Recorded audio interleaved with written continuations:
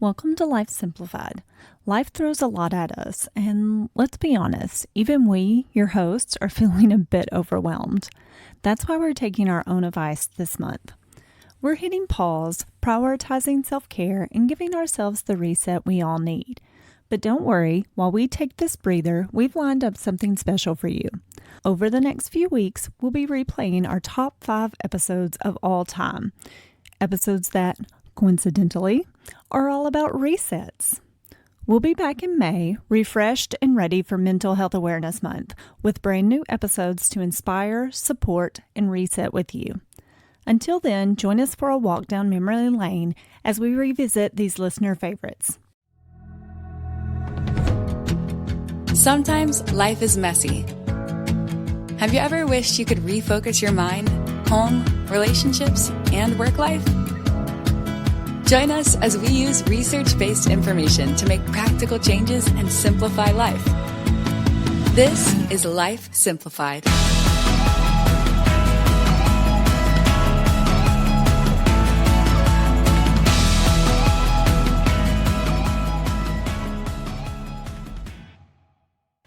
Welcome to our second full episode of Life Simplified.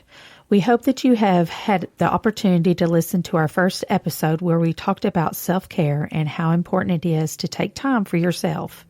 Each month, we will be discussing ways that we can simplify life through research-based tips on mental health, resource management, physical health, and relationships. This month, we are jumping in with a New Year reset. Today, our focus is on starting the year off with resource management reset by focusing on spending leaks. How many of you like something that you say you can't live without? I think we all do. So what is your spending leak?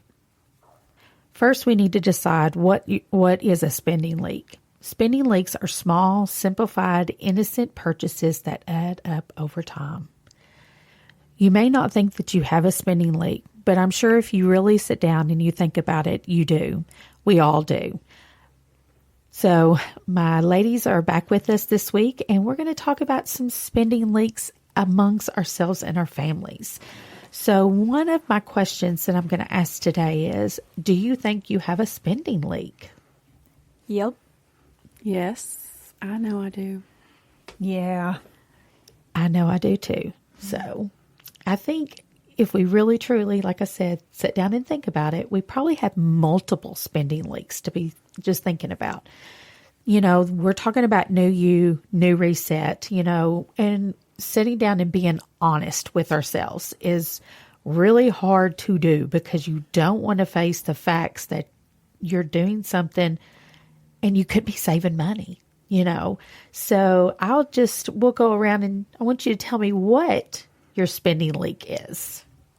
Okay, so our family's spending leak that I have been trying to look at and figure out how we sort through this, but it's streaming platforms. Like we stream all of our television, all of our entertainment, and my goodness, we have so many different streaming platforms, and I know we're not watching all this because we're busy. We're not even home half the time. You know, my kids are in sports and activities and we're working. And so I'm not getting my money's worth and they're charging my account every month. And some of them, to be honest, I'll forget we even have it because we'll add it for some certain show that we just have to watch. And then the season's over and it's been 6 months and I've not even opened that app on my smart TV in 6 months' time. And so I know 100% that streaming platforms are spending leaks for my family. And so trying to sort that down and only pick the things I know that we're using on a regular basis and that we're getting our money out of. But it's so easy once you get on there and it's something that just comes out every month without you thinking about it. I'm sure if I added it up, I'd be embarrassed, to be honest. Well, and then it sneaks up on you because you know, oh, okay, I'm done with this one. So I'm going to go in and I'm going to cancel this before the due date. And then, well, it already passed. So I guess I'll just wait till the next month. And then this, I guess, could be a whole thing in itself. But how do you decide which one? Mm-hmm. Right. Yeah, I think so too. Because if your kids are like mine, they're like, oh, well, one day I'm going to watch this. And then the other day I'm going to switch to this platform. And I'm like, well, why don't we just pick one that we love? But then you don't have, if you pick one that you love, that then it doesn't have all the shows that you want on it. So they've split it up, I think, as on purpose. On purpose, yeah. I mean, they're very smart. They are very smart. Tiffany, I'm like you. I do the same. I think that's a good one. Yeah, that is a really yeah. good one. We're probably all guilty of. Yeah. So when you figure it out, you tell me. Yeah. Yeah, So- I'll try. I don't know. You know, the kids want one thing. I want one thing. The husband wants a different thing. And, you know, by about the time I'm ready to be like, we don't need this one, that next season comes out and it, you know, kind of gets you back, sucks you back in there. brings you So, back in. yeah, it's hard. I don't know. I'll see if I can find the solution. Joni's going to help me. Yes, I'm gonna have to help myself too. I think we've learned this, that we're all helping ourselves along the way. Well, I would say that mine is probably dining out during the week at lunchtime. I've said this before in classes when we're teaching about these topics. When someone says, "Hey, Ashley, you want to go to lunch?" I don't usually say no. So that my arm doesn't have to get twisted that much. As long as I have the time to say yes, I do. So I would say that is probably my spending leak. So for me, it's coffee. Mm-hmm. I like to go through the drive-through and get a roasted coffee. Mm-hmm. Even if I drink coffee on the way to work, I don't know. It's just, and then some days more than others. It depends on the day, you know, how I slept or what I have going on. So I'm trying to just do like one a week. So it's my treat. That's what I'm telling myself. So that's maybe my reset, for that. And when you were thinking about identifying and thinking about what it is, I was like, yeah, when I go vacuum my car out and I have all these receipts for these coffees and I'm like, you know what? It adds up, and it does. And like, kind of like you were talking about the restaurant. So that's mine. Mine's coffee. Yeah, I get that, Amanda. I used to have that same one. And so now, you know, my husband and I are both drinking coffee. He used to not. Now it's a newfound thing for him. So now that there's two of us, we actually brew a pot in the morning because, you know, by yourself, I don't need a whole pot of coffee. I mean, I might, but not if I'm going to leave and go to work. It needs to come with me.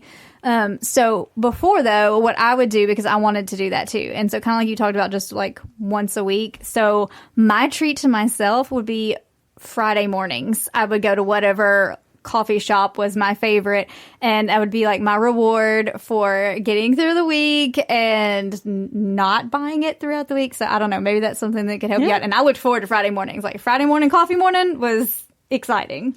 Yeah, I'll have to try that. So mine would probably be soft drinks. I love diet soft drinks. And for years, I would go by Sonic every morning and get a Route 44 drink. And that was my thing. I loved fountain drinks. And then I changed over to canned drinks. So most of the time, I usually have 2 or 3 of them with me, or my cup with me in that. My son told me the other morning I was getting some to go. I was leaving for work and I wasn't going to be in my office. And I grabbed, I think about 3 of them. And he said, "Mom, what's wrong with you? Why are you taking all of these?" Because, you know, and if I'm out, I got to go get, you know, so that would probably be one of my things is, you know, spending them on soft drinks that I don't need. So I can cut them out and, number one, save money and maybe be a little healthier of not putting them added artificial sweeteners and everything else in me. So that's kind of mine. So one of the other things that we tend to think about when we're talking about spending leaks, is it impulse buys or is it self-discipline? You know, is it an impulse buy? I used to say that my drinks was my comfort. That was my comfort. And when I was having a bad day, I would go get me a drink because that made me feel better.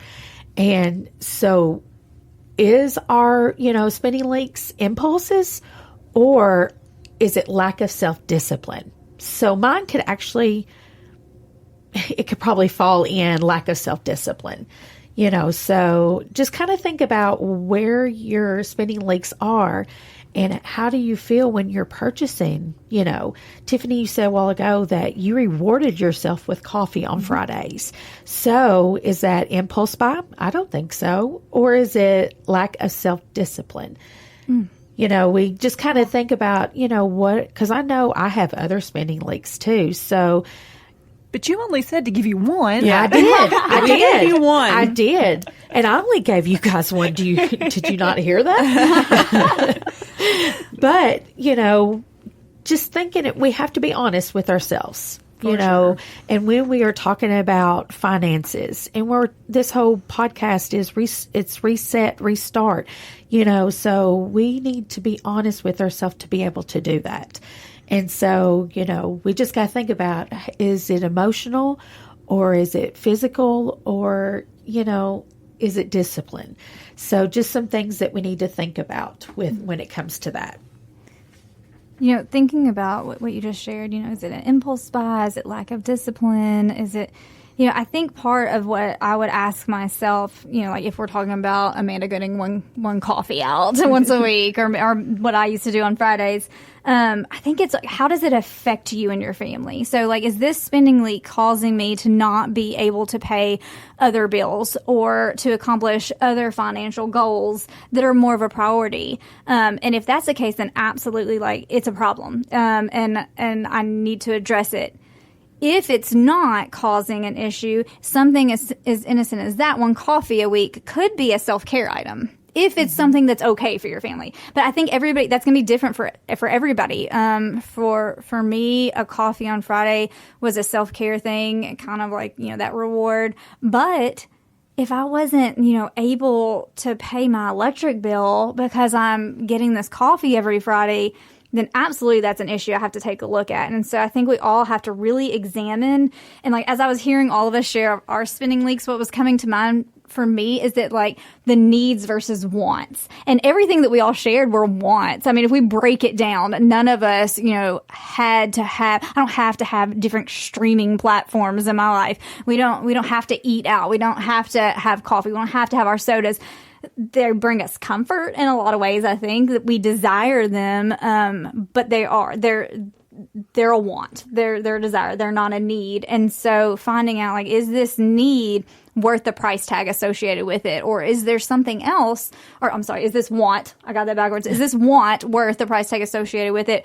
Or is there something we need, my family needs? Have I met my financial goals for savings, for giving back to other people, where I need to cut back? And so I think we have to get really honest with ourselves. And I know that's why we get uncomfortable with like family resource management and talking about money, because it's uncomfortable to discuss with other people, and that's fine. But I think you have to be able to be honest with yourself and then with the other adults in your home who are making those financial decisions with you, just getting gut level honest. And speaking along that same line, if you know that it's not causing harm to your financial situation, but look at it and see is this how you want to be spending your money? Are you happy with your money going to that? And if you are, and it's not interfering with any of your needs, we're not here to tell you any different. And that's one thing that I try to think about, like, am I happy that that's where my money is going? And if so, then there we go. And if not, what tiny thing, what tiny change can I make? Yeah, absolutely. I think another thing that kind of came to mind as we were talking is, with eating out or our sodas, our coffees, those like creature comfort items that are spending leaks, we know they add up. Those are the type of things that are great. Like when we're thinking about giving and receiving gifts, giving those type of gifts to people we care about. Like if you know that they love coffee, getting them a gift card so that they can go to their local coffee shop that they enjoy, getting them a pack of their favorite soda so they can have it and not have to pay for it, giving them a gift card for their favorite restaurant or taking them out to lunch, and then having that social aspect as well. And so I think we can twist these spending leaks on their head and like know how to connect with somebody else. Or if someone asks us, like, how can I connect with you? Or like, oh, this is something that I really enjoy, but I'm trying not to spend so much on it. So this is something I would love. Yeah. Both of you have made good points as far as about it. when we are trying to change our finance behaviors, and we need to look at the bigger picture of everything that we're spending, and like you said a while ago, Tiffany, to make sure that, you are still able to pay for your bills and all the things that your family needs or yourself needs before we decide, okay, I'm going to go spend $10 on a 24 pack of drinks, because that $10 could go towards a bill, and instead of me thinking that I have to have my soft drinks. So we need to make sure that we are meeting all of our financial needs for everything. And that just kind of goes into some of my tips as far as about with spending leaks, plan, budgeting, we're in a new year, and a lot of times we'll think, okay, well, let's get ourselves on a budget. So this is a perfect way for you to get on a budget, planning for that budget. Financing is scary, as a result, we should prioritize our needs, just like you said a few minutes ago, and sometimes we don't want to do that, but we need to be able to do that, to make sure that we are hitting them financial managements. Another thing is establishing new habits. We talked about self-care. And in our next episode, we're going to be talking about physical fitness, of being able to have new habits of exercise, nutrition, and self-care. This is another way that you can establish new habits. When we go shopping, we may think that we need certain things, and then we impulse buy, if we are having a bad day. Some people want to go shopping, that makes them feel better. Just like I said a while ago with my soft drinks, it made me feel that was my comfort. And it's not anymore because I realized what it was and I cut that out. But establishing the new habits of not impulse buying, spending habits, may be different for each one of us as too. We all talked about 4 different areas in our lives of what spending leaks was. So, as long as we are aware of what that is and they're not triggers to us in that, we can also far as be able to establish the new habits with it. Taking time to make some spending rules for you and your family to follow. Not only you, but you got to have your family on board with it as well. Because I'm sure if you have a big family, it may just be you, but they probably have a spending habit as well. I know my husband does. So there's things that we need to talk about with our family and not just yourself, because you got to have everybody on board when you're trying to establish them new habits. Don't spend more than you can afford. Don't live above your means. If you don't have the money for us to be able to go and get that coffee, don't go and do it, just because that's something that you want. I really like the point that you made about talking it over with your family. I think this is really important between partners as well, but also with your kids. And you may not be giving them exact numbers or anything like that, but one of the things that we do talk about with our girls are whether or not something's in the budget. And we've been talking a lot with the 9-year-old about wants and needs, because sometimes everything is a need. And so we talk about how that's not really a need, that's a want. And you may want that really badly, but you don't need that to survive. And one thing she told me the other day whenever I was leaving to go to the grocery for something, she said, now be sure and stay in the budget. And I said, oh, no, I'm going to blow the budget. I'm going to break into yours. And she was not happy about that. She did not appreciate that joke that I was getting in her budget. But little things like that make me think that she is understanding that there is a limited resource. Finances, money is a limited resource, and we have to decide how that's going to be used. Mm-hmm. So I really like that point about involving the family. Yeah, and I think being realistic with your kids about finances, because I think a lot of times children, I have 3 kids, and I think each of them at some point has said to me, oh, well, why can't you just write a check? Why can't you just put it on your credit card? Like, they have this idea that there's this magic money and that we just swipe this piece of plastic and we're good to go. And they have no concept of what that means, working for money, paying off bills that no, that's not just free for us. We have to pay that back. I think there's a lot of that they don't grasp. And so the earlier in life that we can kind of explain that, you don't get something for nothing. There's always work involved. There's always planning. And sometimes you may appear that you think you can have something, but that doesn't mean you can. Oh, wait, you mean money does not grow on trees? Unfortunately not. Because my children as well thought that money grew on trees too when they was younger. So that's a very good point that you was pointing out there, Tiffany.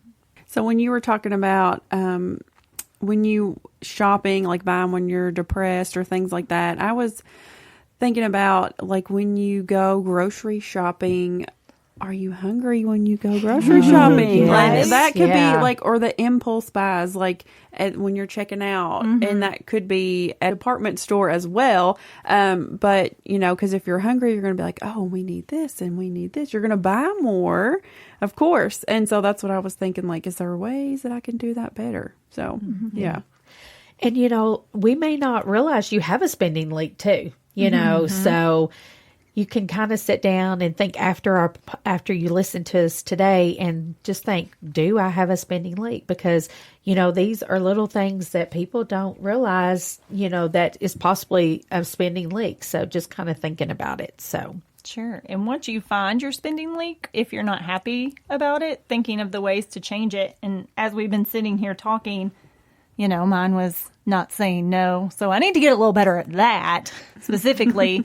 But I was thinking that if I pick a number that I'm comfortable spending on whatever, we'll call it fun money, that can be my dining out money, and I take that in cash and I've got it. And once it's gone, then I have no choice but to say no. And then I'm comfortable with the money situation. And then I also get to have that social aspect of getting to go out to eat lunch with my peers. Yeah, and I think all of the things that we mentioned that are our personal spending leaks, they're not necessarily wholly bad things. They're not completely negative.